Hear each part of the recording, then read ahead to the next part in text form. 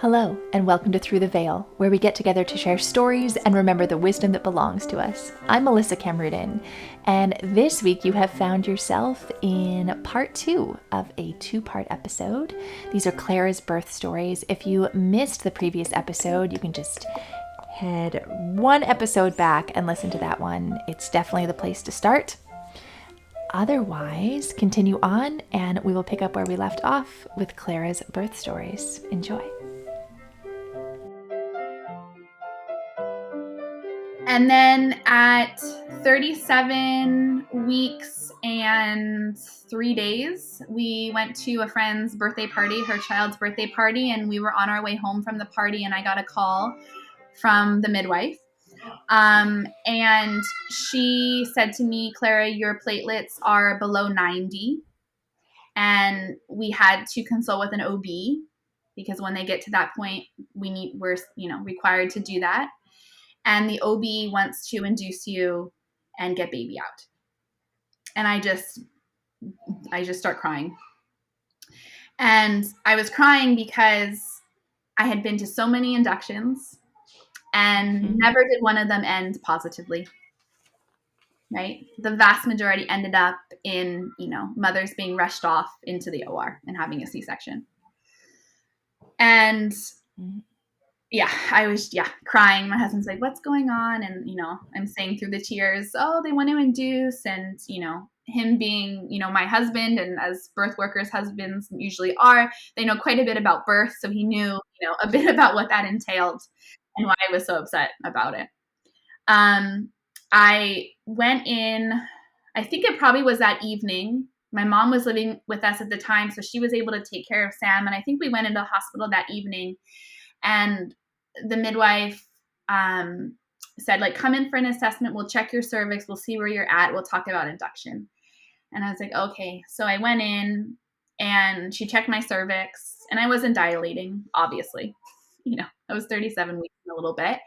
And so she said, okay, well, what I would suggest that we do is we would give you Cervidil. And again, I was like, no. And I said to her, I've been at many Cervidil inductions. They've all ended in very traumatic C-sections. And I feel confident that's how my birth would end as well. I was so certain that if I consented to an induction, I would end it up in the OR. I just knew it. And I also felt that my body, because of the trauma that it was holding from witnessing, types of births that went in this way, that I was like, no way is it going to open and relax. There's no way, I would be on the defense. I felt that for sure. And she said, okay, well, you can go home, think about it, and we'll reconnect in the morning. And I said, okay.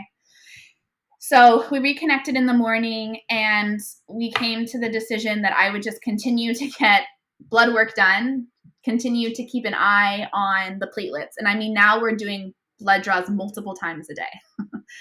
Right. Which doesn't make sense, right? In retrospect, I'm like, that's crazy. What were we thinking was actually going to change? No, probably not, but one can hope, right? I guess. And so we were taking these draws and they were continuing to go lower and lower and lower. And it got to one point then where she said, you know what, if it continues to keep dropping, right now we're saying we're below 80. Okay. She said, you won't be able to have you can't get an epidural. You're risked out of home birth for sure now because you're at an increased risk of hemorrhaging. And I said, okay, so I'm like, okay. And it never dawned on me in the moment. They put so much emphasis on not being able to administer an epidural. And in retrospect, I was like, why did no one say, wait a second, she's had one home birth before. She's planning a second home birth. She's not planning on getting an epidural. Why are we putting so much focus on getting labor started so that she can get an epidural? It was, in the moment, again, the thought didn't come to my head, but later on in reflection, I was like, yeah, why was that such a big deal? Of course, sure, sometimes we're not planning on getting epidurals and we do, But that was a big focus. And I think that's just a reflection of the culture in the hospital there, where they have a really high epidural rate, they have a really high C-section rate, and they didn't want me to have to be fully knocked out for a C-section. For the planned surgery. For a planned surgery, right? Totally. Yeah, absolutely. And so we went into the hospital. I was admitted. And I remember, the OB, the midwife, nurses, specialist, like internal medicine specialist coming in, and they just kept asking me, okay, have you ever had high blood pressure? Do you bruise easily? Are you having lower right quadrant pain? I mean, maybe 10 times an hour. Like, it was just on repeat, the same questions. And I was just like, no. Other than feeling exhausted and having these low platelets, nothing else is, like, everything else is within normal. And what they were searching for and what they were thinking was happening. They thought I was developing HELLP syndrome, which is a very severe condition. If you have it, yes, you get the baby out. So they were anticipating that was what was happening. But again, it wasn't happening yet, right? It was that anticipation. And, as I'm, sitting there, again, interesting for me was I didn't know anything really about low platelets because it's very rare. I didn't know basically anything about HELLP syndrome, but I also didn't really ask any questions. So again, just this, for me, an interesting reflection of, why did the questions not come to mind? And what got me, like, finally to say, okay, let's do the C-section, was one of the midwives, so a different one from the 20-week ultrasound story, a different one was there. And she said to me, if you have low platelets, then your baby could have low platelets. She didn't say it that way, but that's what she said. And I said to her, okay, hold on a second. Because up until this point, they were only ever concerned about me. And I felt well enough to not do anything. They never really said anything about baby not being well. Until then, when she said that. And I said, okay, wait a second. So if I have low platelets, then baby could have low platelets. And she said, yes. And she said, actually, I had a patient who had low platelets like you, and the baby was birthed, and they also had low platelets. And they had to be helicoptered, the baby, without the mother, to BC Women's, and had to be put in the NICU, and had a very long NICU stay. So again, coming to mind, that's inappropriate. You shouldn't be saying that to me. And, right, this is your story to process. It's the same narrative that came up with that 20-week ultrasound one. But, your mother self, right, comes through, your protector self. And I'm like, hey, if this means the baby could be, in harm's way, then yes, let's do the C-section. And so, like, okay. So they prepped me for that. I am thankful that I had been to C-sections before, because I knew what to expect, right? So that kind of recipe, and I had time to, at least like 24 hours, a bit over 24 hours to kind of, come to terms with, okay, it's not going to be a home birth. I'm definitely not consenting to an induction. So probably it's going to be a C-section. I had time to kind of mull that over. And so, that common equation, or the equation for trauma, of like something happening too fast, too much, and too soon, for me wasn't really part of it. Because it felt like, I felt like, okay, I know what kind of to expect. I'm not feeling rushed in this. We've had time, and now we're going to do this. So, walked into the OR. Ironically enough, there was a nurse that was a yoga student of mine. I was doing some yoga teacher trainings. I was faculty for a yoga teacher training program at the time. And one of the students was a nurse, and she was actually there, which I was very grateful for, because, they don't let husbands come into the OR when they're administering the epidural, but she was there. So I felt really grateful for that, to have a familiar face.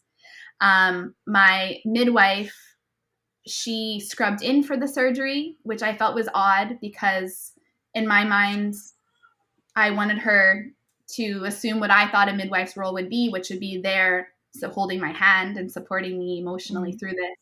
not being on the other side of the surgical screen scrubbing in. I could tell that she was very proud that she was scrubbing in the way that she like told me that she would be, which kind of irked me a little bit because, again, I didn't want her doing that. I wanted her to be with me. Mm-hmm. I remember lying there and feeling nauseous, and the anesthesiologist was very kind. I found him to be very kind and was checking in with me a lot. And I said, I need to sit up. I'm going to throw up. And he said, no. He said, you can't sit up. He said, I'll give you some medication that will take the nausea away. So he did, and it went away. And as they're prepping me, the OB, the midwife, and the anesthesiologist start talking about their skiing plans and how they're going to go skiing, or how they, this was March, so maybe they were talking about how they went skiing. I don't know. Earlier that year. And I mean, I don't think that they had cut me. I don't think the surgery had started yet. Maybe it had, but I remember them asking me, like, do you ski? And I'm like, no. I'm there, I mean, you're there lying, you're fully numb, you're completely exposed, and you're asking me if I ski. Felt very inappropriate. So I was listening. I mean, I had no choice but to listen in on their talk of their skiing adventures for a bit of time there during my C-section. My husband came in at one point, and he's, to my left, and the anesthesiologist said, it's good to try to distract her, so just talk to her. And I remember my husband just being like, I don't know what to say. Like, what do I say in this moment, And, it's relatively quick, maybe 20 minutes or so, and baby was out, totally healthy, nothing wrong with him. Nothing was wrong with me. They put baby, or they showed me baby. Maybe they let me touch him. I don't remember right now. But then they took him over to the warmer to weigh him and measure him and all of that stuff. And my husband went with him. And I could kind of see through the corner of my eye, but not really. And I could hear like a little bit, like I could hear him crying. And then my husband took him. They had them both leave and go into the postpartum room. And then I was probably in there, I don't know, another 40 minutes or so, being stitched back up.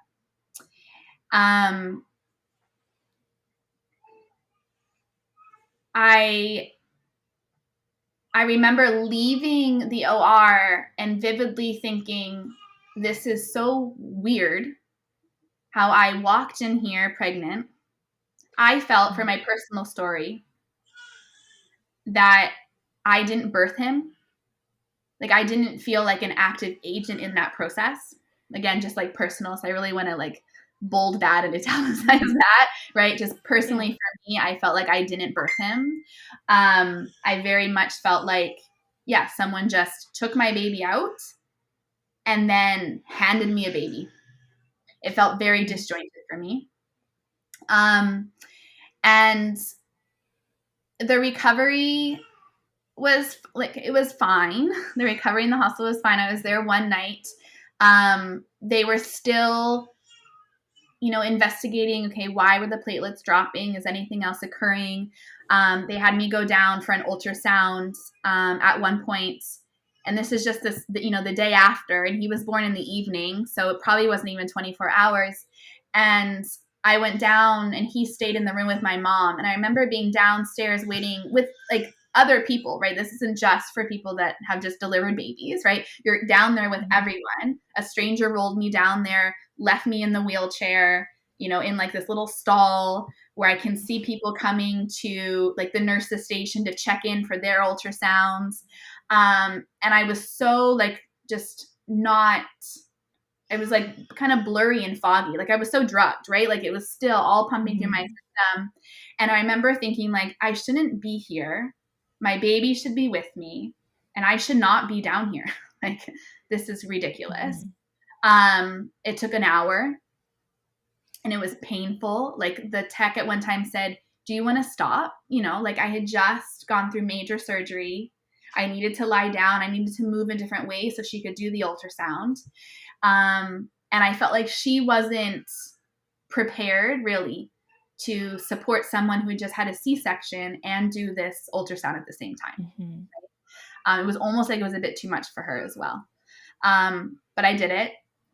And the midwife that was at the surgery didn't come to check in on me during my hospital stay, which I thought was odd. The OB was very kind. And she wanted me to stay longer. And I said, I have a 2-year-old at home. I need to go home. So I just stayed one night and then we went home. What for me is really significant is that, you know, I see his story as like being traumatic, but the trauma wasn't from the C-section itself, like the surgery and what happened beforehand, and the care in the hospital. None of that. My body was okay with that. It was the realization over time. It started, I think, about 2 months after the birth, that it really was not necessary. The protocol that's supposed to be followed, again, through my own research and talking to other women, I was like seeking out women who had, low platelets during their pregnancy and, you know, just similar health profile as me, being like, what did your doctor do? What did your midwife do?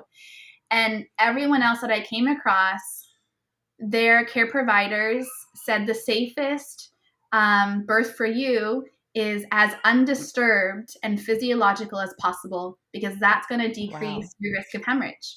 And that was what the big talk was that you're at increased risk of hemorrhage. You need to be in the hospital. Now your platelets are dropping even further. We can't do an epidural if it goes further, right? Like this whole narrative. Yeah.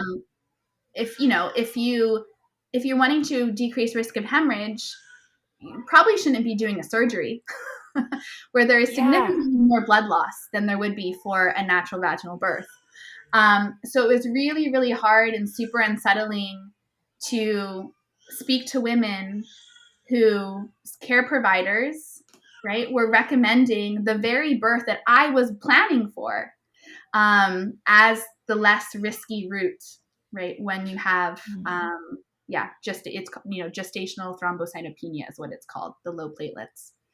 And how that unsettledness really manifested in my body was that around, I want to say 2 months postpartum, I would get really intense anxiety and panic attacks. And this lasted for years.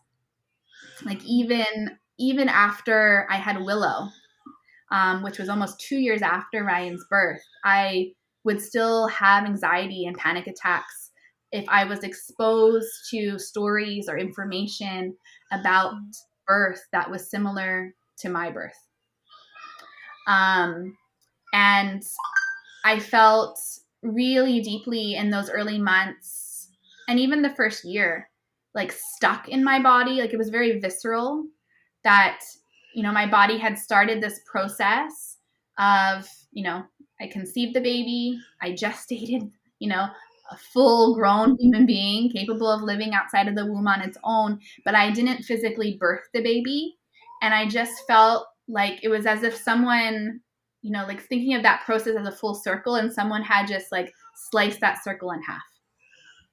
It just felt super incomplete. And I asked for all my records and I was trying to make sense of it all. And I asked for all my records and nothing made sense because I didn't have, HELLP syndrome it's based on numbers, right? It's not subjective, it's objective. It's an objective diagnosis. Mm-hmm. And I didn't have any of those labs other than the low platelets that, you know, depicted that I had HELLP syndrome. But that's what everyone kept saying. When I asked my midwife 6 weeks postpartum, what was going on? Why wasn't a hematologist consulted? You know, that's what this other person's doctor did. That's what like the Association of Hematology or whatever it is, that's what they recommend in pregnancy. Why wasn't prednisone offered? That's something else I realized was common with this diagnosis. And she said, well, because you didn't just have low platelets, you had HELLP syndrome. And I was like, no, like I didn't. Look at everything else here. I didn't have that. And there was a real unwillingness. I think she knew, but there was an unwillingness to say, you know what, I'm sorry. Like, yeah, we made a mistake. And it wasn't actually until a couple years later when I was pregnant with Willow, or a year later, really, that my midwife with Willow apologized. And this is a different midwife. I explained my story a little bit, and she had me kind of pause, and she was like, Clara, I'm really sorry that that's what happened to you. And when she said that, and I was never seeking an apology, I was just seeking information to like put all these pieces of this puzzle together so it made sense, because that's what I felt would bring about healing. But when she said that to me, I could feel my body like take a big exhale, and it was quite emotional for me to hear that. And again, this was someone that wasn't even involved at all in the care. And I think that as a doula, I really remember that, and how I've kind of implemented that in my own practice is that, if stuff happens at birth, whether it's I say something that I was like, why did I say that? Because we do sometimes, right? Like, or if, something happened with, another care provider or whatever, of, looking at them and saying, you know what, I'm really sorry that happened. I think we have, issue in our culture that apologizing, it doesn't come easy to a lot of people. But the simple words can be so healing. So that is something that I take from that experience. What else do I want to say about that?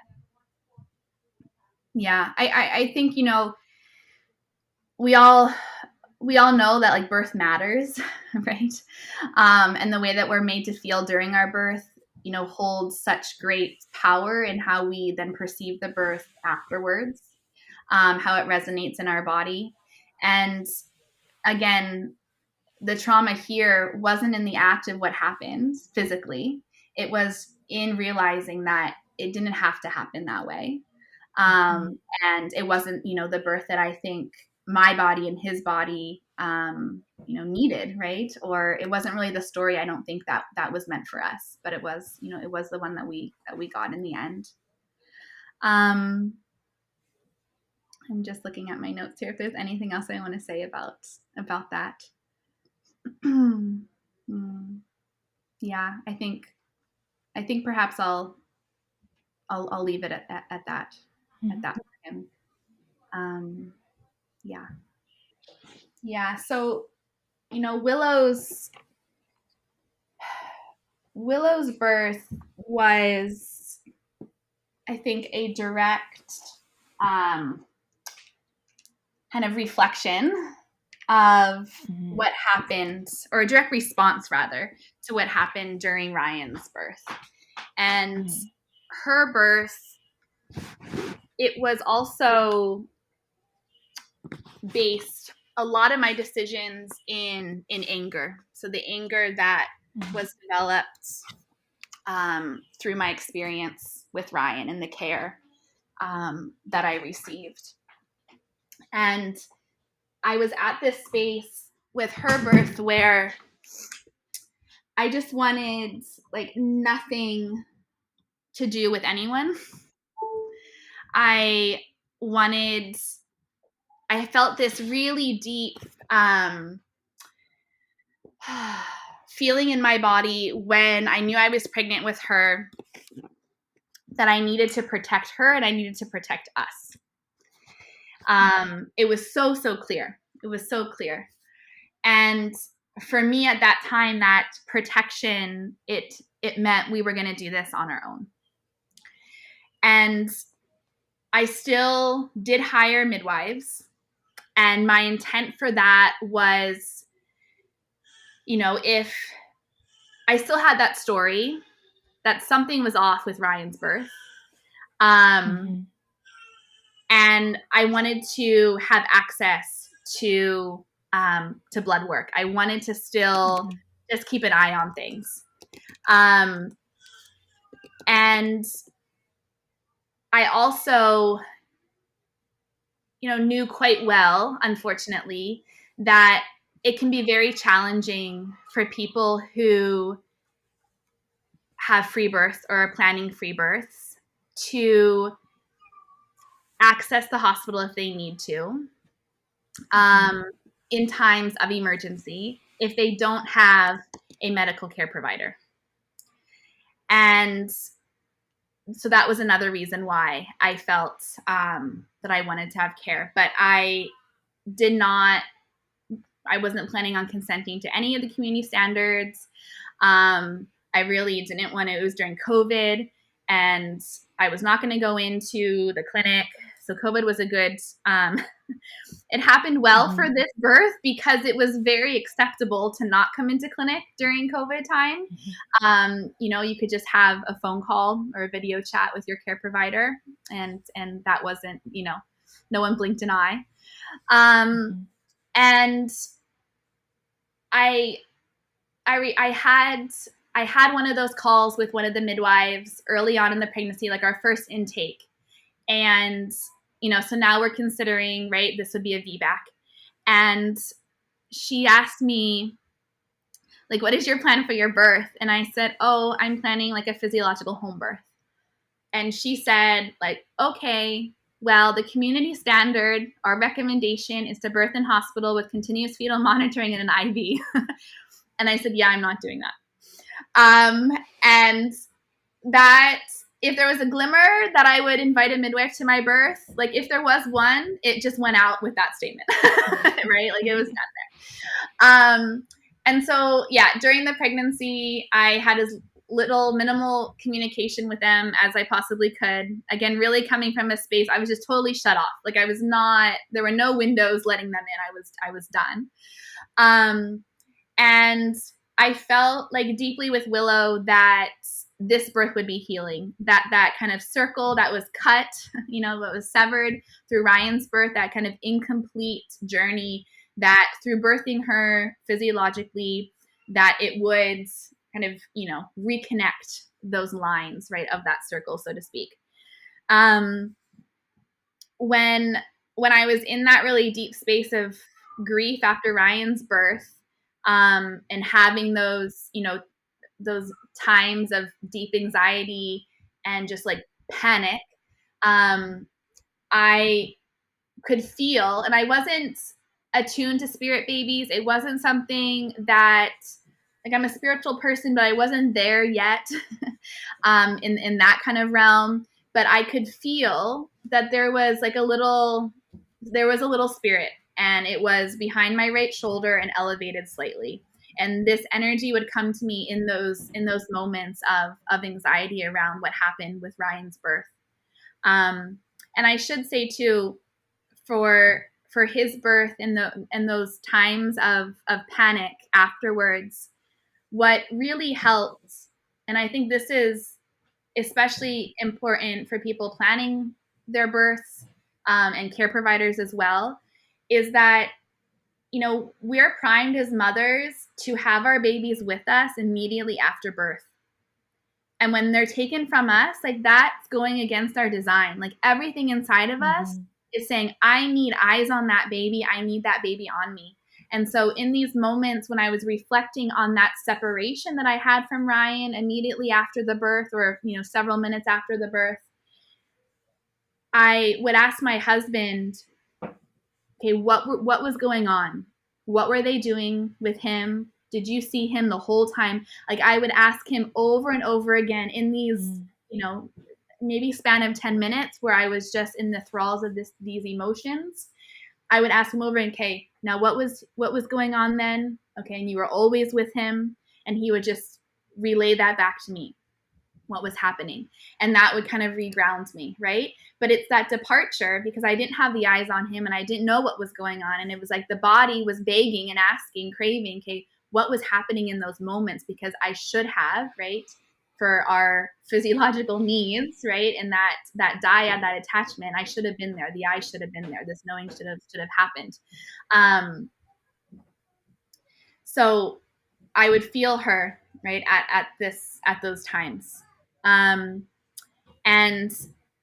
in the pregnancy, I remember going on walks, and I would say to myself, I would think about the birth, visualize it, and this mantra of, like, this birth will be healing. That's what always would come through.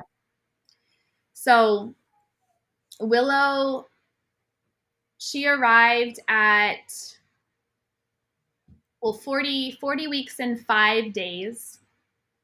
And I should add as well that I consented to 2 blood draws early in the pregnancy.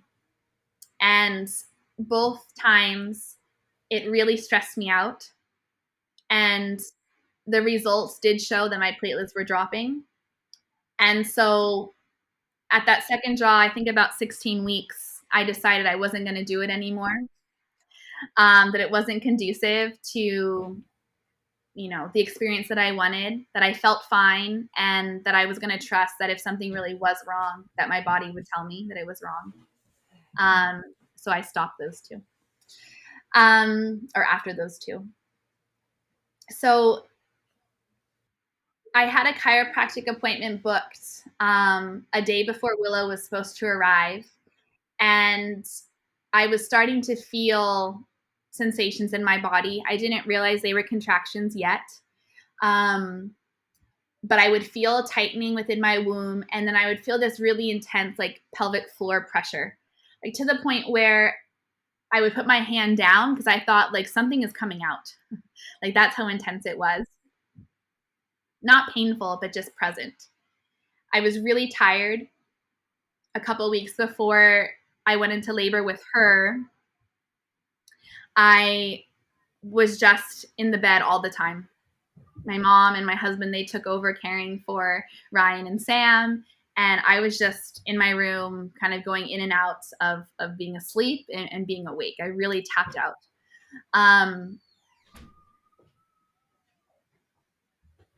In these times of rest, I remember wanting my door to always be open because I wanted to be connected to them as they were in the living room or other spaces in the house, but I also just wanted my space as well.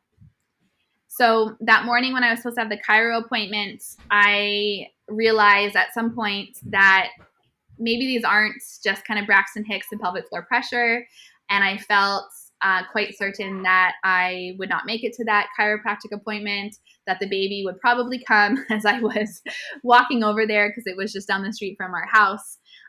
So I had my husband cancel the appointment. And for the next day or so, the contractions would come, but they were very spaced out and they were very short. Alder's going to come up here for some milk. Yeah. Thank you. Yeah, Ember might join us soon too. Okay. There was really, there was no rhythm. There was no rhythm. And, because I hadn't gone into labor with Ryan, the birth I was reflecting upon was Sam's, and Sam's was so consistent from the start. And Willow's was not that. It was a contraction, it would be 10 minutes and it would last for 20 seconds. And then it would come, and a few would come for 5 minutes. They would last over a minute, and then it would spread out 20 minutes and like that. There was just no pattern. Mm-hmm. I knew with Willow that she was OP, and I didn't have issue with that. I felt I would connect with her, and I didn't feel like she was asking me to support her in any way, to, rotate or to move into a different position. So I just let it be. But in reflection, I'm quite confident that that's why my labor pattern was the way it was. Just the pressure on the cervix wasn't what it often needs to be, just to have that kind of consistency and sensation. How did you determine she was OP? Could you just feel her? Yeah, so I could feel, mm-hmm. Right? So instead of feeling more of like that flat back, right, along the front of the womb, I could feel like her little elbows, and I could feel feet, right? Mm-hmm. So I could feel lots of bony bits right in front. And I could also, what initiated actually like that chiro appointment was I could feel her head. She would kind of like really bob it down. Like she was trying to like nuzzle her head in a certain way, but she wasn't like getting it where she wanted it. And being this not necessarily associated with OP, but I did check in with her, and I, asking like, do you want a bit of support in like getting your head where you want it to be? And I did feel like her response was yes. So that is actually why I booked that chiro appointment, because I hadn't been doing that in the pregnancy to that point. But again, unrelated to the OP. And yeah, we had this kind of stopping and starting for many hours, maybe 14 hours or so. And I was just really eager to experience the labor that I had with Sam, to experience kind of coming into the sensation, leaning out of it, right? That kind of meditative space where you're here, but you're not really here, right? All of that. And I never went there. I was so in my head, like so alert. And I remember thinking to myself, I'm probably not going into that meditative realm because the contractions are just not really consistent. They're super, super intense. They were quite painful. Sam's birth, I would never say was painful. It was intense. But Willow's birth, it was painful. And I had that thought of, I'm probably not able to get into this meditative space of being here and then drifting off, because they're really spread out and they're not consistent. My boys were there at the birth. My mom was there as well, and of course my husband. I didn't have a doula this time, and again, for me, in that feeling of protection, it meant I'm not having anyone that I'm not super, super comfortable with and confident in being at my birth. So it was just the family there. Wow. Yes, Alder. He's smiling.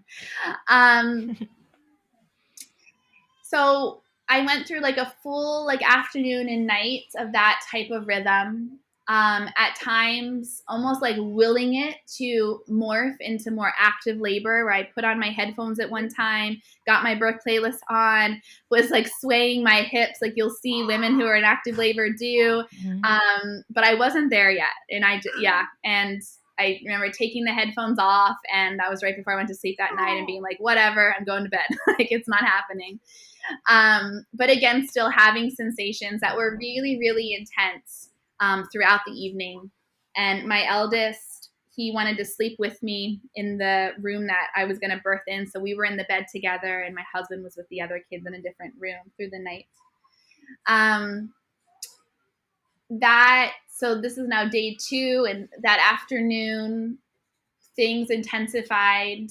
My husband brought my eldest to preschool, and in the afternoon, when he was putting Ryan down for a nap, I got into the birth pool, and that felt really lovely.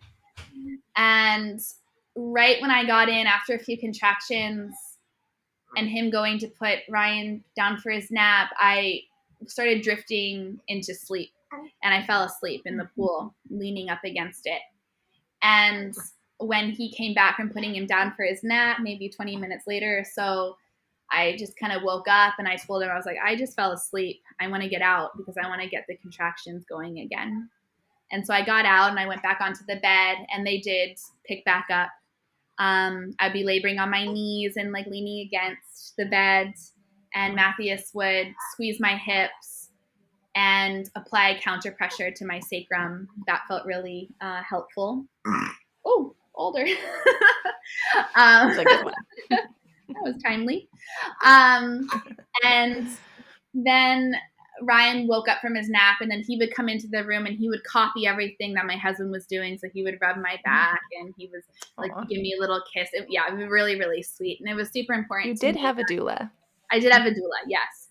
And he was less than 2 at the time. They're 22 months apart, so almost 2. So that was really sweet. And it was important to me that, my kids were there just to witness, a normal physiological birth. So they did eventually really start to pick up, and things did get closer together. And the sensation I was feeling, it was almost kind of like a nerve sensation. And it would radiate like through my inner thigh. And in between contractions, I would think, oh, please don't I could feel, right, you can feel the contractions starting to kind of come.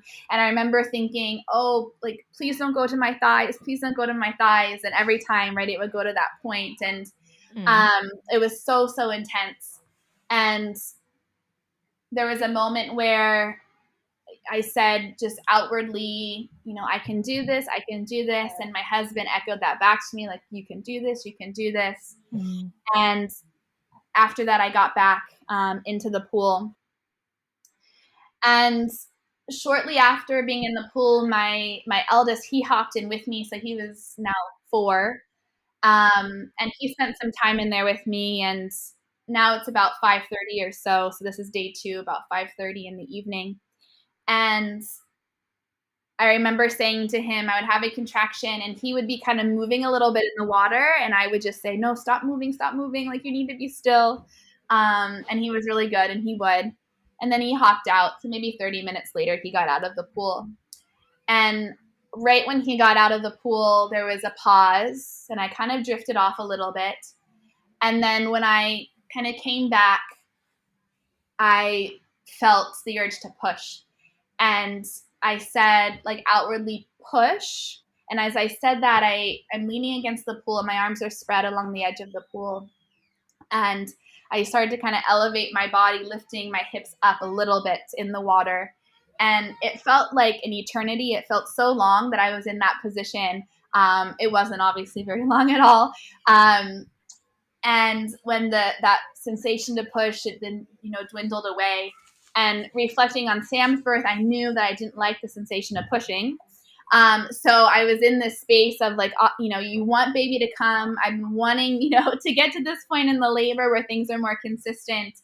But at the same time, I didn't want to go to that depth of sensation. And I had this moment then where I thought to myself, and again, another one of those kind of fleeting thoughts, where I said, okay, you can either stay here and it's going to take a bit of time for baby to come, or you can get on your knees and you can just birth this baby in the next few minutes. And it wasn't, I didn't have kind of a conversation with myself about it. I just all of a sudden found myself on my knees, leaning against the pool. And my husband was there right in front of me, our kind of forehead to forehead. And big sensation to push just came over me. And there was kind of like, how do I explain it? It wasn't as if this voice was mine and it was my thought. It was really like there was someone else speaking to me that said, you don't need to be afraid of the pain. And that really allowed my body to soften a bit. And the pushing continued. And I could visually, as I was pushing, I would see in my mind's eye a little bit of the head coming out, and then it would go back in.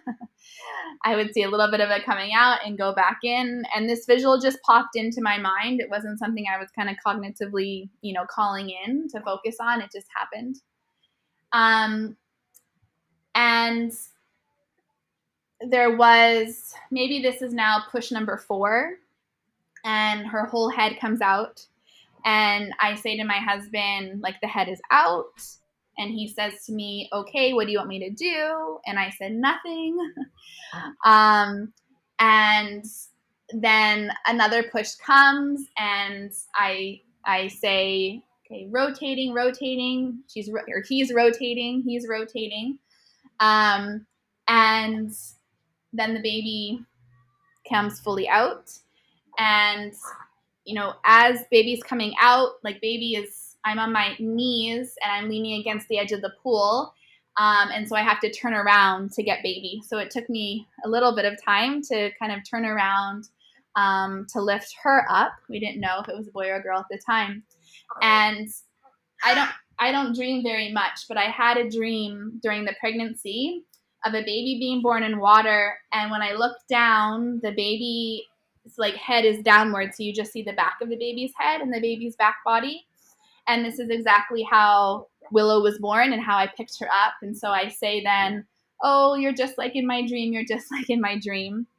Mhm. And we we moved to the back of the pool. So I'm now resting along the back of the pool, and just so relieved. And my husband says, "Oh, it's a boy."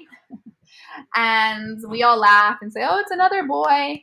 And again, it wasn't. So I looked later on, maybe, I mean, it was probably a good 15 minutes. And my mom said, she's like, "Gosh, it's a little guy. Are you sure it's a boy?" And then I looked and I was like, "No, it's a girl." So then we all laughed, and yeah, it was very sweet. But the sensations, the contractions came back quite quickly as I stayed in the water. And I started to feel at one point like I was going back into labor. And it really disrupted, like I was kind of mad because I was so eager, right, to have those sensations be gone. The baby is here. My work is done. And I soon realized, no, like more has to happen here. And that kind of nervy contraction feeling going down the thigh, that came back. My lower back was so sore. And I decided to, all signs obviously, right, that the placenta wants to be birthed. And so I got out of the pool, and she's, placenta's inside. She's still attached to the cord. And I started to nurse her, and then the contractions would get even deeper and stronger.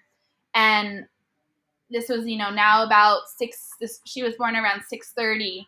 And so my husband's taking the boys to put them to bed.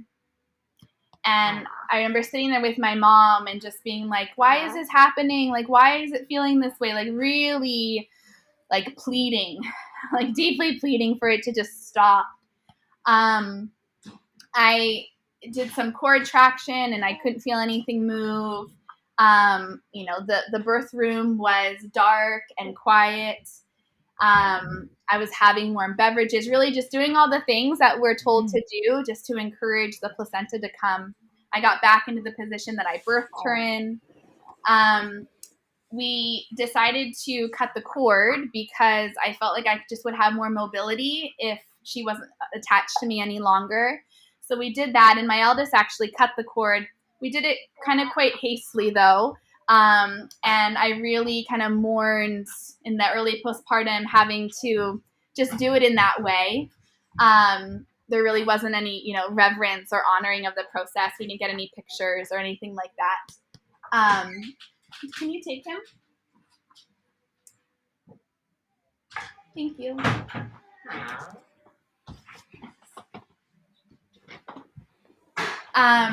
And so, yeah, I proceeded to, again, just do the things that I know to do to encourage it to come. And when we cut the cord, I noticed that there was we had clamped it and then cut it. And there was a little bit of blood on Willow's side of the clamp that had kind of come out from where her navel is. And I hadn't seen that before. And I was just like, "Oh, I don't know how I feel about that." It was just a little bit, but I just was a little bit off to me. So I asked Matthias, my husband, to call the midwife and send her a photo of what kind of Willow's side of the cord looked like, and just ask her if that was normal. And so he did. And she called back and said, "Yeah, that looks fine to me." And she could hear me. This is a midwife I had not spoken to before.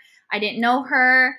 The practice at the time had 5 midwives. And again, I wasn't really doing much of care under them. So, so we didn't know each other. And she said, "What's going on there?" Because she could hear me, like, being very vocal. And he said, "Oh, she's just trying to, the placenta is still inside. She's working to birth the placenta." And she immediately said, and I could hear, she immediately said, "Oh, she should have," this is what she said, "she should have gone to the hospital. She has a retained placenta." And I remember just kind of, like, I heard that, and I just kind of, like, rolled my eyes. Like, I was like, "No, like, it had, it was 2.5 hours, but it was fine. Nothing, I was fine. I was feeling fine other than the sensations. Blood loss was normal, right? All the signs that something is off, those were not present. And I felt fine staying where I was. And I just kept hearing her say she should have gone to the hospital. She has a retained placenta. And my husband, he said to her, and I said, I'm not going to the hospital. I don't have a retained placenta. And he said to her, he said, my wife knows a lot about birth, and she said she's just going to stay. And like, that was it. Like, that was the end of the conversation, and hung up. But that word should have, it's still to this day, like, there's a lot of power, right, behind that. And I felt she was really undermining my capacity to know what was best for my body, and really then, validated, right, why I was choosing to free birth this baby. Because I know what would have happened, right, if she was there, right? It would not have ended at home like it did. So he hung up the phone with her, and I took some Angelica tincture. And interestingly enough, I didn't really think to take the tincture until 2.5, 3 hours into the placenta birth. And I think that was just because I really only look at tinctures as like last resorts when there is a complication that is starting to kind of emerge. And because I didn't feel that way in my body, it just wasn't something that came to mind. But it was on the counter, and my husband did see it, and he said, well, why? He's like, should you take this? And I was like, oh, okay, I guess I could take that. So I did.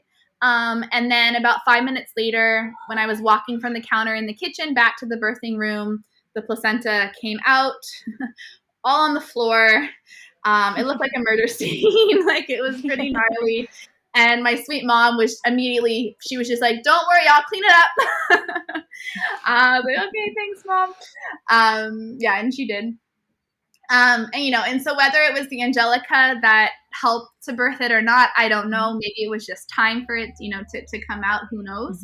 But that was how things rolled out. Literally. Literally. And then we got into our room together. I took a shower first, got into the room together, and we were able to enjoy a nice sleep.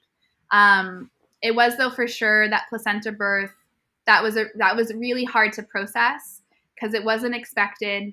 I had planned for it to an extent because I knew the things, right? But it wasn't, I didn't give a lot of thought prenatally to the birth of the placenta, which I now know we need to do because that is part of the birth, right? It also sounds like that midwife set you free to some extent. Like, whereas you could have heard that, like, oh, you should have, like, you've done it wrong. And you could have felt like that was undermining you. But it's like through the experiences that you had, you were like, nope, I've got this. And even just hearing her gave you that, like, no, I'm fine. Like, totally. Right. And then your placenta comes out. Right? Yeah. No, absolutely. And it was one of those things too in the postpartum. Like, I'm trying to remember. Yeah, he did call them back because I did want one of the midwives I did form a bit of a relationship with.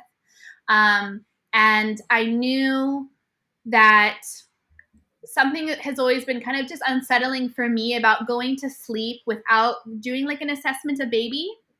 I always like to just let's assess, let's make sure, right? Like all is well and then we're going to go to sleep. And I was so tired and I just knew prenatally that I wanted this one midwife to come over afterwards to do an assessment, a different one from the phone call one. And so she did come. Her shift started a little bit later in the evening, but she did come right when she went on call. And did an assessment.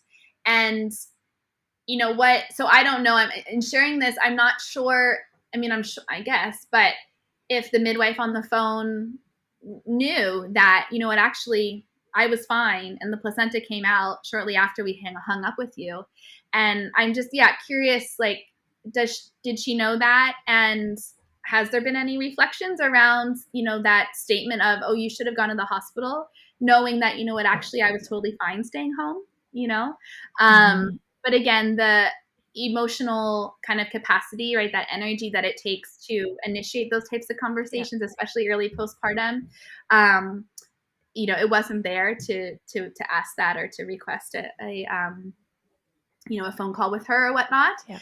But it was something that I thought about. I was like, oh, I hope, right, that she knew that actually everything was okay, and that, maybe we can let the placenta stay in for longer than that 30-minute time frame that it's often, we're told that it can only stay in for. Yes. But, Willow's, kind of her free birth journey, and then, whether we want to call it a wild pregnancy or not, I don't know. But I feel like I did my own prenatal care. I called in what I felt was, what felt good for me. And for that one, it was very minimal, time stepping into the system. But I really learned a lot about like myself. I spent a lot of time during the pregnancy reflecting on, okay, what if she isn't okay in the end? What if I make this decision to not have a midwife there and something does go wrong? Like, how am I going to feel about that? All of these questions that I never asked myself with Ryan or Sam, because I allocated that responsibility to somebody else, right? And sometimes in like the free birth narrative, we'll hear people say, they'll use the word responsibility, right? And what I think is a little deceiving is that, we're all responsible for all of it, right? We're responsible if we hire someone and we say, I'm going to give you this to take care of, right? And I'll take care of this, or I'm going to do this and you do that, whatever it is, or I'm going to do all of it or none of it, right? It's still all the responsibility is on us, right? And so that was something, that element, of responsibility in the pregnancy and the birth was something I took, very seriously and spent a lot of time thinking about. And then, as a byproduct, worked through a lot of fears then, right? I had the fear, okay, what if she's not breathing? Like, what am I going to do then, right? And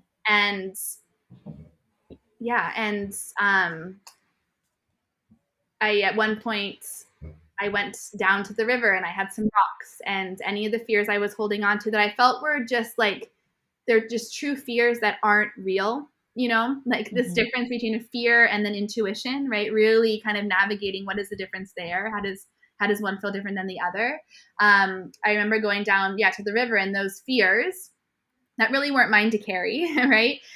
Just symbolizing them in a rock and throwing the rock into the river, letting that go. I love that. So doing things like that, journaling as well. Using the fetoscope was really powerful for me for her pregnancy. I didn't do that with the boys. That offered a lot of opportunity for connection with her. Palpating my belly, right, in order to use the fetoscope. That was new for me as well. Having my own hands, no one touched my body. I was the only one that touched my body. I tore with her, and I was the only one that saw the tear. I was the only hands that, mended the tear. So just taking a lot of these things that we often allocate towards others, doing it myself, realizing that I actually can do that. And how does it feel then to do those things that, again, we often think others need to do for us? That was really, really powerful. And so I took that away, for sure, from her experience. How did you mend your tear? For that tear, I used manuka honey and seaweed. I was very diligent, so it is a process. You know how you feel in those early days and weeks, right? Postpartum, it's a little bit awkward, all the movements. Everything takes time. It takes about 7 minutes just to go to the bathroom, right? All of that.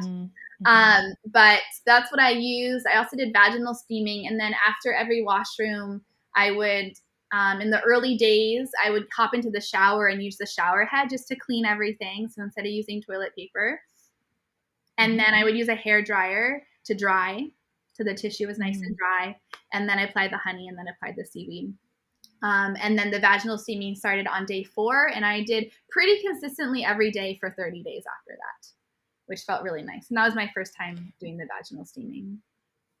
Do you think it was a similar tear to your first one? Like, was it along the scar? No, it wasn't. New No. tear. Yeah. It's different. Mm-hmm. Yeah. Yeah. So that was her birth. And I really feel that, having her spirit around me when I was working to navigate through the trauma from Ryan's birth.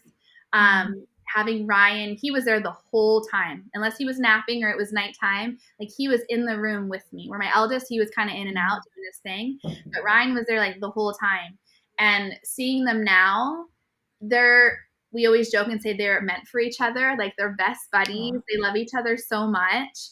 And Ryan is just like the sweetest little soul. That, I almost kind of, think of it as he kind of had his experience to give me the maturity and the reflection and the growth that could then lead me to birth her in this way.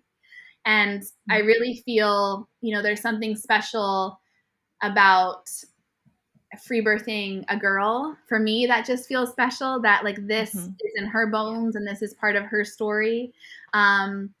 And that her brothers could see her arrive in this way feels really powerful to me and just really symbolic of many things. Yes. Yeah. Yeah. It's her red thread now. That's what she gets to carry. It's so beautiful. Yes. Yeah. Yeah. So that's Willow's. So that's number 3. And number 4, that just happened, I think he's 9 or 10 weeks old now, Alder. This one, every birth, and I'm sure you agree with this, Melissa, every birth, I feel it births us as mothers into like the next version of who we are, right? Like, we learn so much. And like Alder's spirit, I could feel him around us. And I feel like I could feel him when I was pregnant with Willow, but I wasn't sure if that was her spirit or if it was another little spirit. But it was a little boy spirit that was around. So when I had her, then I knew, okay, no, there is another little boy out there. And his journey, it offered me, unlike Willow's, the opportunity to find a balance between desiring support. And I don't know if I'm only 34, but this is my 4th birth, right? So I've been here before. I've had many journeys. I'm a little bit tired, and I'm not angry anymore because I've gone through a lot of healing, and I don't place blame, and I see how everyone assumes their own roles, and we have to, I think, kind of surrender to that we hire people to fit into the box that they have aligned themselves with, and we can't ask them to then not be in that box, right? Yes. Right? So everyone for Ryan's birth, I believe they fulfilled their role. They met, the expectations for their profession, and they did exactly what they did that I hired them to do, right? And we can't expect ourselves or others to know everything. And we can only expect people to do what they feel safest in doing. And unfortunately for birth, sometimes that safety means different things for different people, and that's where things can get a little bit rough, right? Everyone did the best. I believe everyone did the best that they, could do at that time. And so coming to that realization of roles and responsibilities and that belief that people are really, I think, trying to do their best, that then ushered me in to Alder's birth, being more open to receiving support from the system and from others as well. And again, not knowing, really what initiated my desire to now say, you know what, I don't want to do this by myself this time. Willow's was a little bit lonely, to be honest. I don't want that. I have strong community now. I have care providers in my community that I have relationship with. Let's see what feels right for this birth. In pregnancy, I really didn't want to use her experience or my experience with her and kind of just default to that because it worked that time. I wanted to really see, okay, who am I now? Who is this baby? and what feels best for us now for the people that we are right now. So it was a lot of reflection of, okay, am I choosing free birth for him because that's what I really want? That's what really makes me feel safest, because that's what it's all about for me. Like, it's not about, free birth isn't the goal. The goal is having a birth that makes me feel safest, that I feel is healthiest for my body and for my baby. And that just happened the last time to be free birth, right? And so for this one, I did a lot of that reflection of, okay, what is feeling good? Let's not just make the same decisions last time because they worked last time. And there was a point early in the pregnancy where I thought I wasn't going to free birth, that I was going to call the midwife that I have a nice relationship with here. And that was super emotional for me. I felt really confused. I felt like I was giving a part of myself away, right? This identity as being, and speak so highly of free birth and this mom that's done free birth before. And I really thought, at a time I was going to lean that way, and I wasn't going to free birth, and I was going to have her here. And then as the, pregnancy continued, I just kept, checking in with myself, kept checking in with my body, checking in with baby.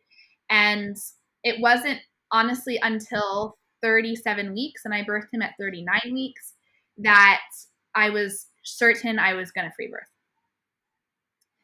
And that actually came through, I had there's a beautiful woman here, Christina, from Reiki and Soul. I'll plug her in.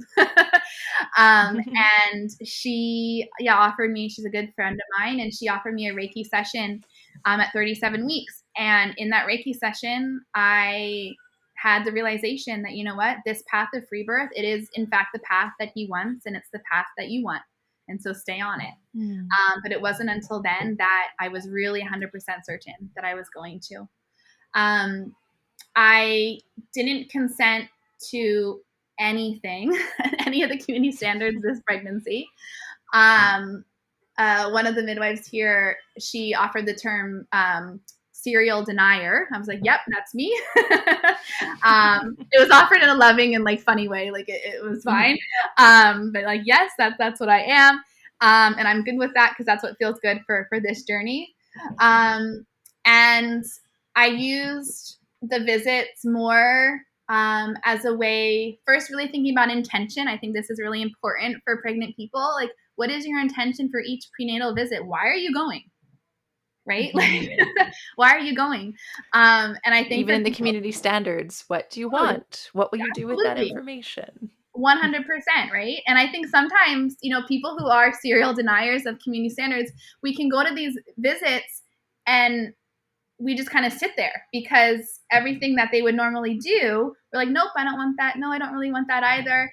And then you're just there kind of sitting, staring at each other, and then it's like a 5-minute visit and you're done, right?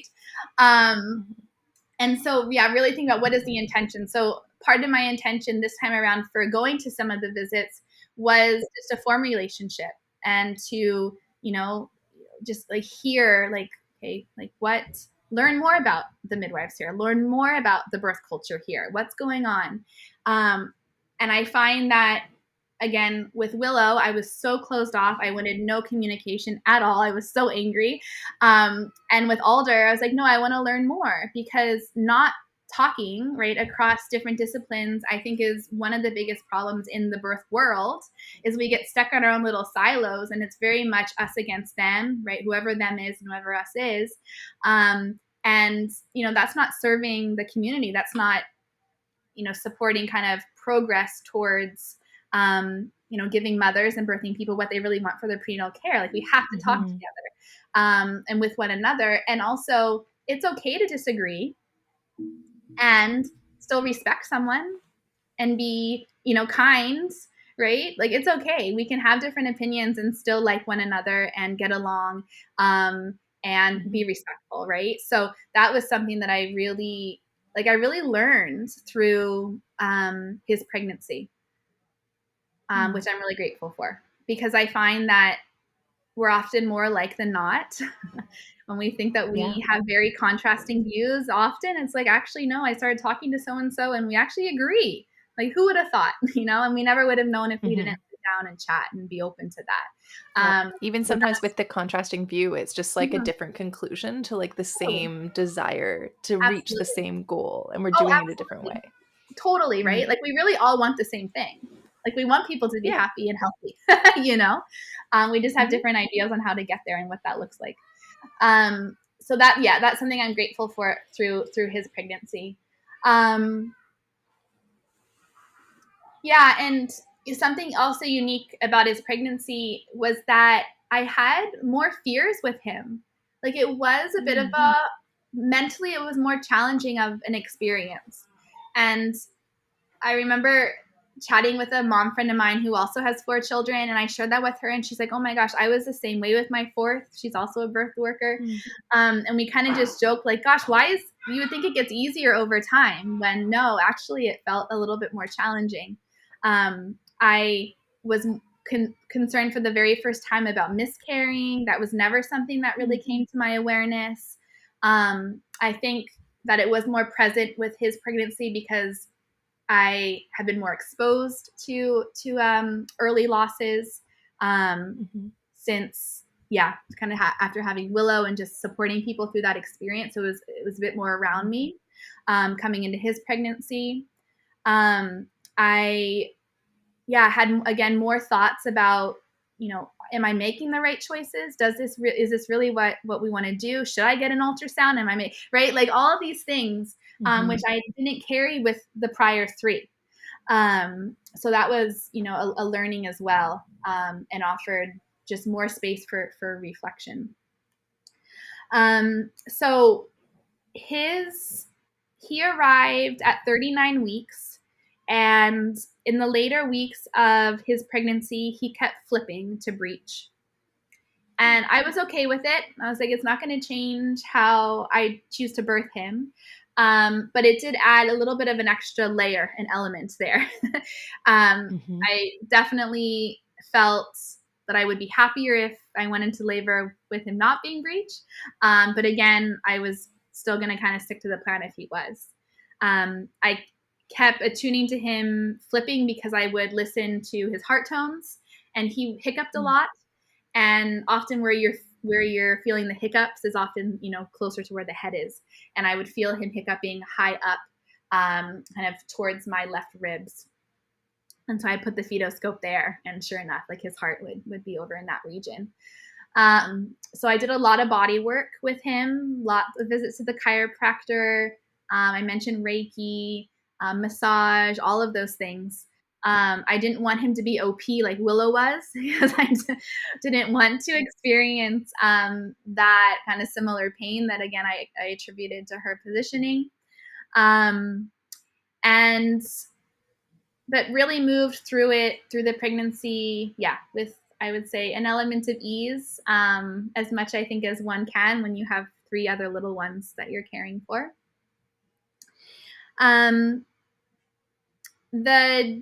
His significant here is that his due date was Ryan's birthday.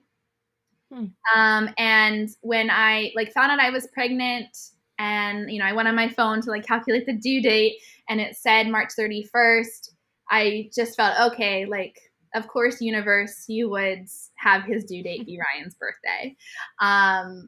And I just felt, even for reasons I don't fully understand yet, that was, there is significance there.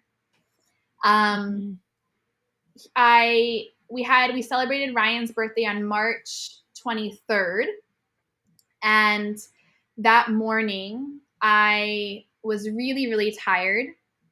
And I was feeling, even for weeks up to that point, those nice, strong Braxton Hicks contractions and that pelvic floor kind of pressure.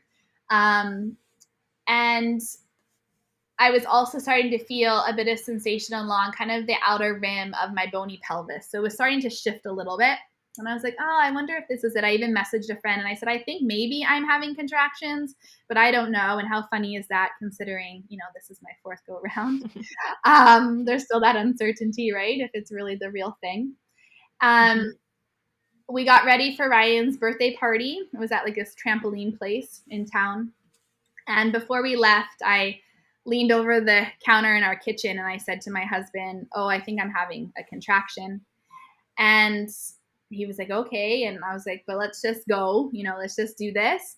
And so we got in the car and went to the party, and I just spent most of the party just on the gym floor of the trampoline place, and just being tired and kind of starting to feel, you kind of go into like a little bit of a haze, just like you're starting to kind of enter into a different world when you're approaching labor. And so I wasn't super chatty. I wasn't really like, people were talking to me, but I wasn't like fully, like taking it all in.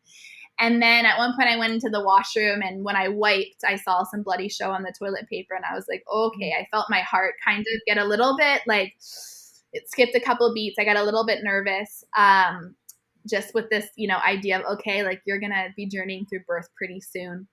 And, unlike Willow's birth, where I was excited and looking forward to reliving birth, like reliving that experience I had with Sam, for Alder, I was like, I'm not looking forward to this. Like I never really came to a place of excitement. And so I was very hesitant, and I was taking Gelsinium homeopathic, which is supposed to help kind of ease the nerves of kind of going into the next phase of labor, like of increased sensation. And so we got home after the birthday party, and all was fine. And we came home, and we had I ate dinner up in bed, and we had ravioli that night, and I just ate like a ton of ravioli. And then I went to sleep, and about later that night, maybe around 10, I was feeling those Braxton Hicks and the pressure again, and that bit of sensation along the ridges of my pelvis, but it wasn't like painful. It wasn't, like I wasn't like, oh, this is a contraction, but I was feeling that it was coming quite frequently, and it was feeling like there was a rhythm to it. And I was like, oh, okay, I'm just going to see. So I pulled my phone out to time, and sure enough, like things were coming every 10 minutes. And I was like, okay, I think like things are moving here. And I made it through that night. So my husband was up here in the bed with me, and he would, do a little bit of counter pressure every once in a while, and it was all really manageable.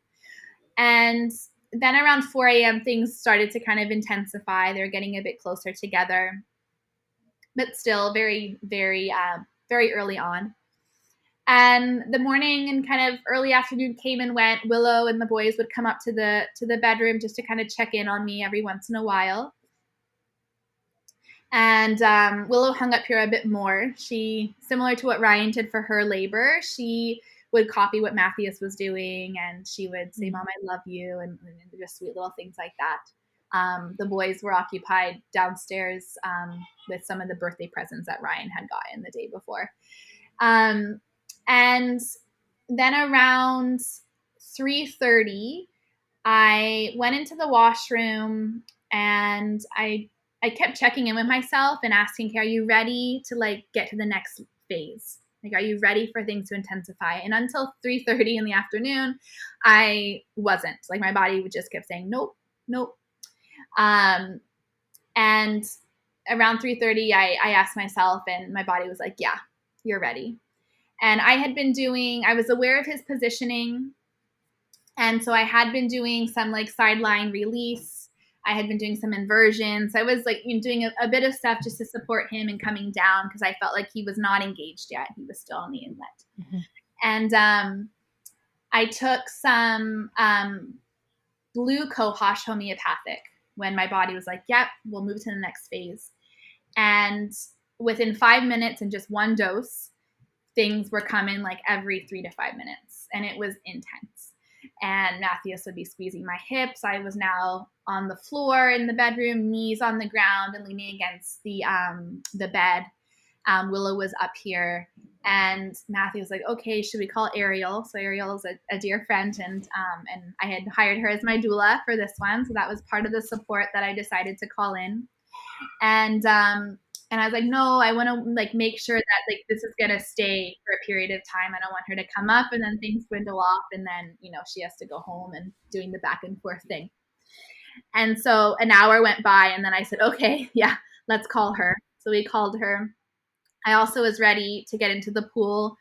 In the pregnancy, I didn't envision birthing in the pool, which was very different from the other births where I knew I would birth in the pool. This one, I kept thinking about birthing in the bathroom. But come 4:30 on the 24th, I was like, nope, we need to get the pool ready. I want to go in the water. And so we went downstairs, and Matthias and the boys started getting the pool ready.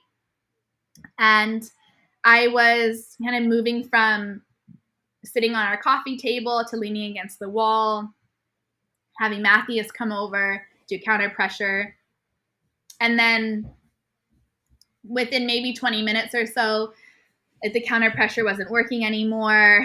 His hand had to keep going lower and lower and lower to find any type of relief. And so I knew kind of in my doula brain, okay, like baby is descending further and further.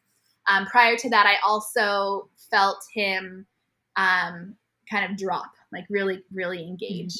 And there was a point where his hands, like they weren't offering support anymore. And I was being vocal, but then I decided that vocalizing wasn't actually helping me, that it was making me almost not panicky, but it was really kind of taking me out of my body.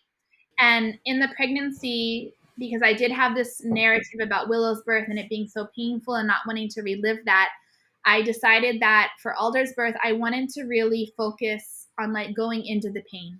Willow's birth, I was trying to like get away from it. I was trying to like run from it, find positions that weren't so painful. But I realized in his pregnancy that no, I think if I actually go into the pain and I focus on the pain, that it will be more helpful. So there was a point downstairs as they're filling up the pool where I was like, okay, you have to like go into the pain, go right into it, like, you know, the center of a hurricane or something, just go in there. And I also decided to stop being vocal, and unconsciously I started counting to 8. So just in my mind's eye, I would just like, okay, 1, 2, 3, all the way to 8. And then I would go again, 1, 2, 3, 4, 5, 7, 8, and so on and so forth, over and over again during each of the contractions, in total quiet. And I hopped into the pool. When I got into the pool, Ariel had just arrived. My kids, it was almost towards dinner time, it was about 5:30 now. And my mom had made pizza, and the birth pool is like 3 feet from the dining table in our living room. So I could like, you know, I could see them having dinner. Ariel was helping the kids, you know, just using a whisper, getting them what they needed. My mom was there. Matthias was sitting in a chair outside of the pool, just holding onto my hand. And every contraction I would just squeeze like as tight as I could on his hand, and total silence. And I would just count to 8 over and over again. And this went on for, I mean, almost 3 hours. Like he was born 3 hours later, and pushing maybe was about 10 minutes. So it went on for, you know, a good chunk of time. It was just calm. And my mom said, she said there was one moment like before pushing started where just the whole energy in the house, it just shifted. And it was like everyone just kind of knew, like, hey, it's quiet and there's reverence, and just the vibe like really calmed down. Not that it was hectic either to begin with, but it was just like there was this knowing that something was shifting. At one point, Ariel took Ryan and Willow into their bedroom to try to put them to sleep and read them stories. And so it was just Matthias and me out then in the living room, which was really nice. And then Ryan and Willow came back out after reading some books, and Ryan wanted to stay in the living room with me. And I told Matthias he could put Willow to sleep. So he went and put her to sleep. And then Sam, my eldest, so he's almost 8 years old, he sat in the chair Matthias was sitting in, and he let me squeeze his hand. And in that moment, like of doing that, I just felt like the symbolism there in our relationship, him and me, and him being my first child, and, you know, and a son, it just felt so special to just have him there holding my hand. And Ryan would come over too, and I would hold his hand as well. But it was like Sam sat in that chair and he took my hand, and yeah, it was really powerful. And Willow fell asleep quite quickly, so Matthias was back not short after, and I got onto, it was, it's at once feeling like, again, like I did with Willow, like you want the baby to come and you're going to have to move through more sensations for it to happen. But at the same time, you don't really want to step into that space. Right. And so I was keenly aware of that, but I got onto I got into my knees again, and I turned to face the pool, and Matthias was right there. And I just kept saying to him, like, I'm afraid. And later on, he said that he didn't know. I told him, I was like, I was just afraid of like experiencing more pain. Like I didn't want the pushing to happen. Like I did because baby would be there, but then I also didn't because I didn't want to experience that sensation. But he later said to me, he's like, I didn't know if it was like you were afraid something was wrong or you were afraid of, something else. And I was like, oh, no, it was the pain. But he said he knew everything was okay because he would look over at Ariel and she was just, sitting there and right, as happy as can be. So he said that she brought him a lot of comfort in knowing that all was okay.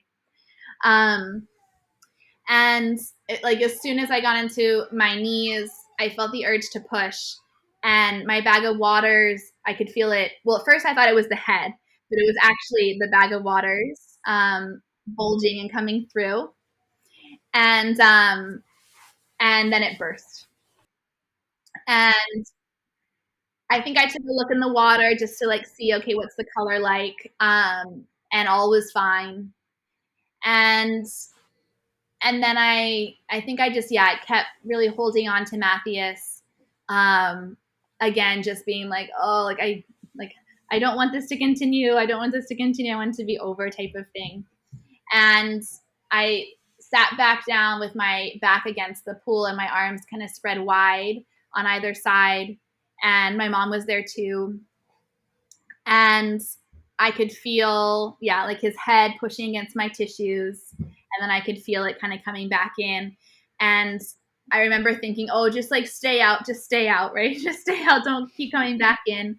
And it only took a few pushes, and then I could feel like it was staying out. And I said to Ariel at one point, I was like, is it a head?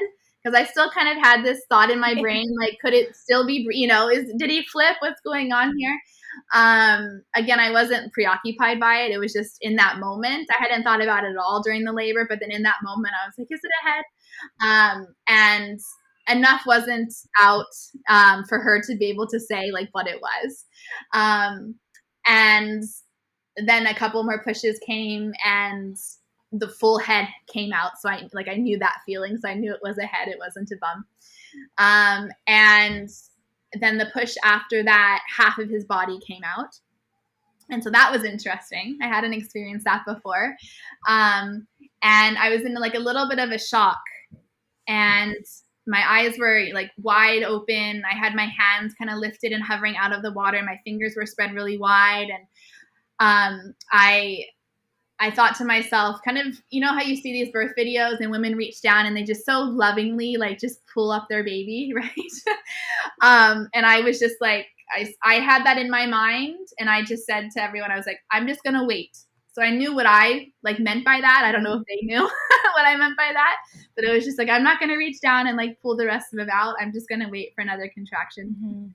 Mm-hmm. And so at this time where like head is out and half of his body was out, I remembered during my Reiki session at 37 weeks having this imagery of a baby being birthed, and the baby was in this like exact same position that like Alder was in at that moment. And the next contraction came. It seemed like forever, but it was probably just like a minute or a minute and a half later, and the rest of his body was birthed, and I reached down and brought him up.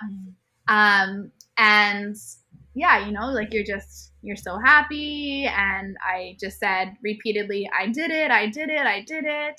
And think like so much gratitude towards Ariel for having the presence of mind of telling Sam to go wake up Willow. So Willow actually came back out from being asleep, and was there to witness Alder being born, which was really important to me. So I was so grateful because it never came to my mind that she wasn't there and to wake her up and bring her out, right? And yeah, and we just had, I think, and the time it took me, he wasn't, babies, I think, who are born into calm environments are often calm babies. So, he was birthed and then his eyes were open and then he kind of just fell asleep. He gave a couple little cries, but that was it. And he just, went right back to sleep in my arms. I looked and was like, oh, okay, it's another boy. And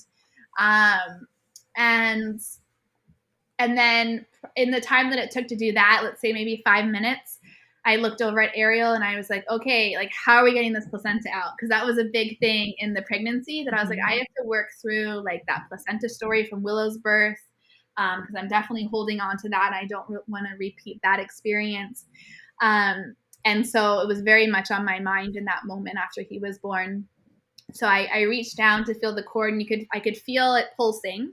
And I could feel it like nice and chunky in that kind of spiral. If you feel like the cord vibrate, you can feel that spiral. So I could feel that, and I gave a little bit of a tug, but like it hadn't even detached yet. Like it was way too soon. Like nothing was going to happen yet. And then I just took, it wasn't very long, maybe another 5 minutes sitting in the pool, and I started to feel like a little bit crampy, but nothing crazy. And I got onto hands and knees, again, just very aware that I was trying to get the placenta out, so I was going to use gravity to support that. So I was on my knees, and then my hands were on the edge of the birth pool, and Ariel and Matthias were right there on the other side. And I was just feeling like I was ready to get out of the pool. I hadn't been in there like he was only like maybe 10 minutes old or something, but I was like, I'm already ready to get out. And so I tried to get up, but my pelvis felt so heavy that I just like I couldn't get out. So I just like got back on my knees and just stayed there for a few more minutes. And then I started to feel like something like coming down, like internally though. And I tried to lift up once more, and I could feel the heaviness like building and building. And then I put my hips back into the pool, or a little bit lower. Maybe they didn't come all the way out at that point. And I felt my body like push, right? It was like that reflex again. And the placenta came right out. So that was, it was like 24 minutes, I think, from the time he arrived until the placenta arrived. And I was very happy, very relieved, and just scooped it up and put it in a bowl. And then made my way with their help upstairs to the bedroom, and we were all up here. I had asked Matthias to call the midwives to come over. So the midwife came. It wasn't the midwife I had originally thought would be my midwife. It was actually one of the midwives that I had formed a nice relationship with during Willow's birth or Willow's pregnancy. It was the one that actually apologized to me for the actions of the prior midwife. So we had that nice exchange, but I had actually never met her in person during Willow's pregnancy. It was only a couple short phone calls, so it wasn't much of a relationship. But she ended up being the one that came after Alder was born. And I had a really nice prenatal visit with her. It was my last prenatal visit of his pregnancy. And she was so respectful and so like kind, and it just felt so centered on like who I was, right, at that time in my pregnancy. And I had this feeling after that visit, it was the only visit I ever had with her during the pregnancy. Leaving, I was like, I think she's going to be the one that comes after he's born. Like I just had this feeling. And so it seemed to me, having her be the one that came in the end, it kind of felt like a full circle thing for me, just on a personal level of where I was when I first met her, of like not wanting to even like engage at all. I was like, I'm free birthing this baby. That's it. I want, to then invite her over, to then offer care, and to have that last prenatal visit with her that felt so good and really healing. it's, yeah, it was just a really nice kind of conclusion to kind of this journey of, I mean, we feel complete now, so we're not going to be planning for more babies. So it just felt like this, yeah, really nice kind of full circle thing to have her show up, and just to offer the care, you know, postpartum that felt good, you know, that felt good for us. And the secondary that came was she's a nurse friend of mine, and I loved the fact that, you know, she was also there, because I think it really goes to show, again, how we talked a little bit before about the power of just conversing with people and being open to conversation and hearing different perspectives. Especially, you know, between people that you might think, okay, like the free birth doula, myself, and this L&D nurse, probably not going to agree on very many things. But then when you open up time to communicate and to chat and to just see each other as you are, you realize, like, you know what, actually, we're in the same type of work.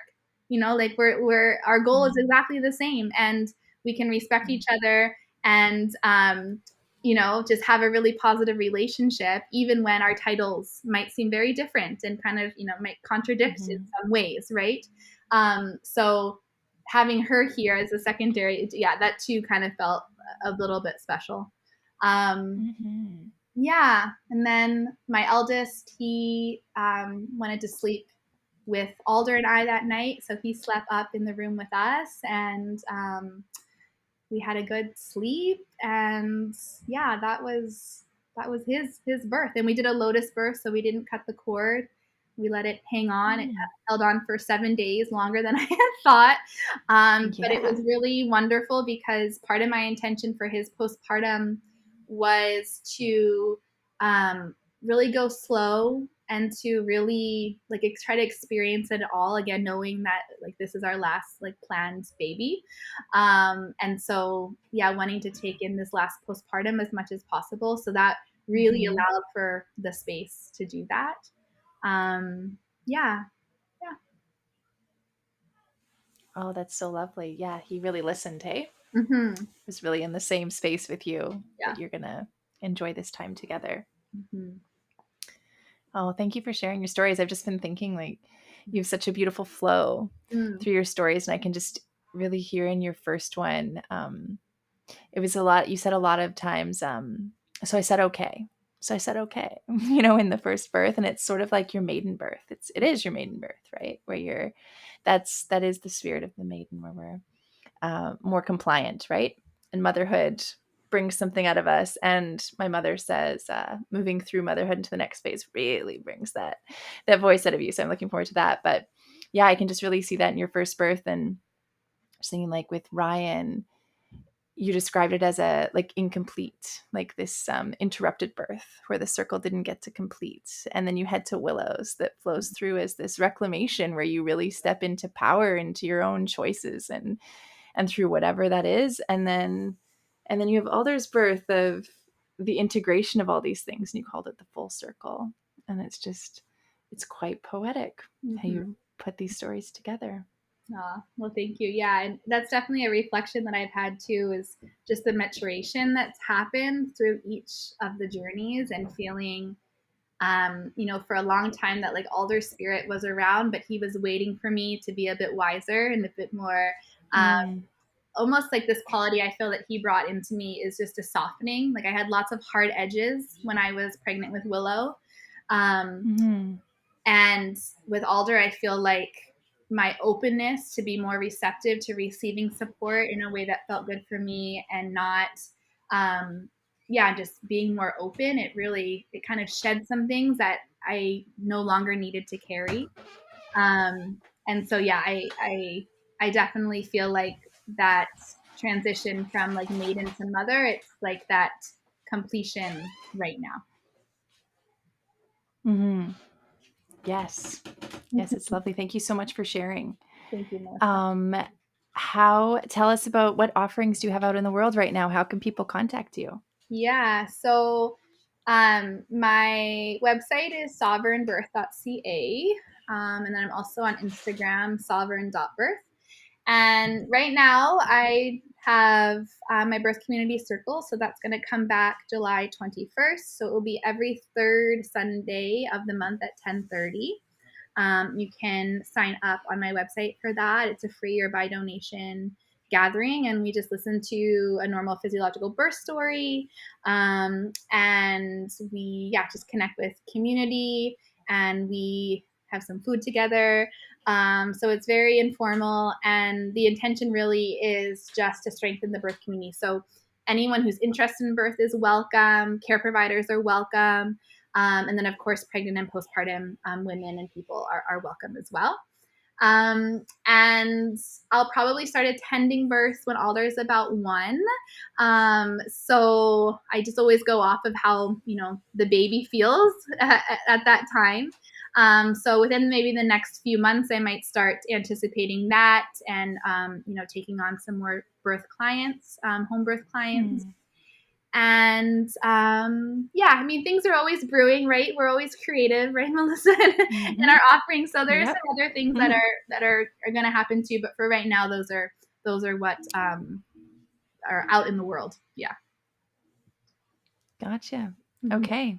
We'll put some of those details in the show notes. Thanks. And thanks again. It was lovely to hear. Thank you. Thanks for listening. You can head to Instagram and birth.throughtheveil to see birth pictures or just pictures from each episode. The show notes have links and more ways to connect, along with the link to submit your birth story. I would love to hear it. New episodes of Through the Veil come out every other Tuesday. You can follow, subscribe, share, rate, and review this podcast to be in support. Until next time.